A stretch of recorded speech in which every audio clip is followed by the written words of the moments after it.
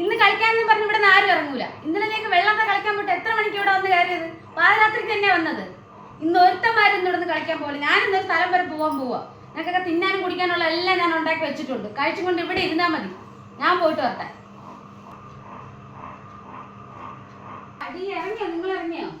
ഞാൻ റെഡിയാ. ഇപ്പൊ വരാം. നിങ്ങൾ അവിടെ നിൽക്ക്. വരുന്നത് ഒരു 5 മിനിറ്റ്.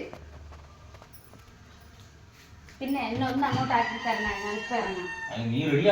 ഇപ്പൊ ഇറങ്ങാം. എനിക്ക് എത്ര നേരം വേണ്ട? ഒരു 5 മിനിറ്റത്തെ കാര്യമല്ലേ ഉള്ളൂ. ഈ 5 മിനിറ്റ് എന്ന് പറയാൻ തുടങ്ങി 2 മണിക്കൂറായി. ഇപ്പൊ വരാം. നിങ്ങൾ എവിടെയാണ് പോണത്? ഞങ്ങൾ പോണത് ഇവിടെ തിരുവനന്തപുരത്ത് തന്നെ. രാവിലെ പോവും, വൈകുന്നേരം ഇനി തിരിച്ചു വരും. കോട്ടൂർ എന്ന് പറഞ്ഞ ഒരു സ്ഥലത്ത് സിംഹം വളർത്തുന്ന ഒരു സ്ഥലമില്ലേ, അവിടെയും പിന്നെ അഗസ്ത്യാർ മലയുടെ താഴെ എങ്ങണ്ടോ എന്തൊക്കെയോ സംഭവങ്ങളുണ്ടെന്ന്. അത് അവർക്കൊക്കെ ഞങ്ങളൊന്ന് അടിച്ചു പൊളിച്ചിട്ട് വറുത്തു. വല്ലപ്പോഴൊക്കെ അല്ലേ ഉള്ളൂ. അച്ഛാ, ഞാൻ ഒരു വീഡിയോ കണ്ടച്ചാ, അത് കണ്ണുടനപ്പോ എനിക്ക് ഒരുമാതിരി ആയിപ്പോയി.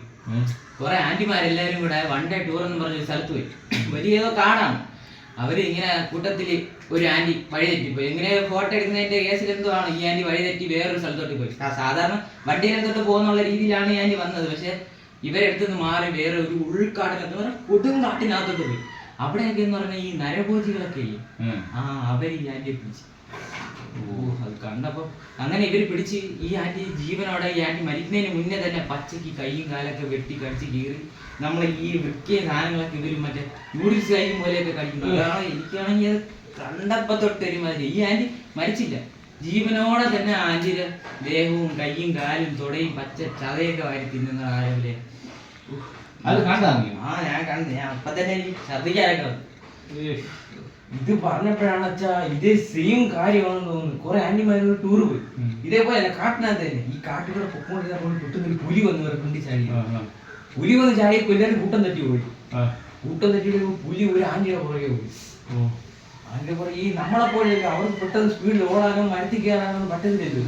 അപ്പൊ ഈ ആന്റിയുടെ പുറകെ ഒരു പുലി ആന്റി അടിത്തള്ളിയിട്ട് തള്ളിയിട്ട് പച്ചക്ക് ആന്റിയെ കടിച്ച് പറിച്ച് ജീവനോട് കാണിച്ചു കൊണ്ട് തിന്നിട്ടാ.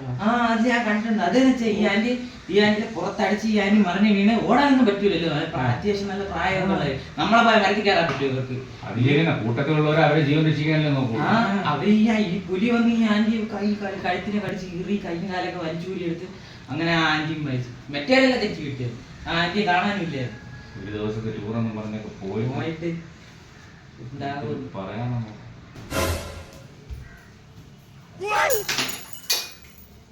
നീ പോണില്ലടി, ഇറങ്ങി. ഞാൻ പോകുന്നില്ല.